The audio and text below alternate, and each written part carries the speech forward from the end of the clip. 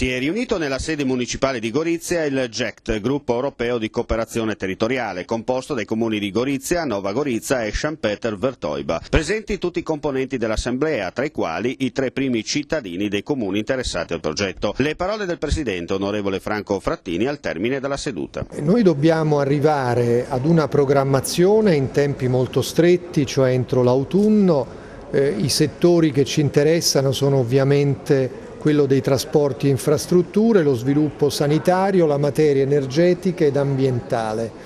Si deve arrivare però con l'ambizione che questo GECT diventi autorità di gestione di uno dei programmi operativi che saranno decisi nella programmazione 2014-2020. Per fare questo dobbiamo partire da ora. Il GECT parteciperà nei prossimi mesi a un Open Day in quel di Bruxelles per capire e conoscere meglio il funzionamento di questa iniziativa transfrontaliera. Io ho proposto e l'Assemblea ha accettato questa idea che si svolga in settembre una giornata di lavoro di tutti i componenti del GECT a Bruxelles per avere incontri operativi a livello tecnico e a livello di responsabili politici, ad esempio nelle commissioni del Parlamento europeo, sui progetti di nostro interesse, una giornata di lavoro che sia un seminario di approfondimento. Per concludere, Marian Pintar è stato nominato direttore facente funzione fino al 31 dicembre 2012.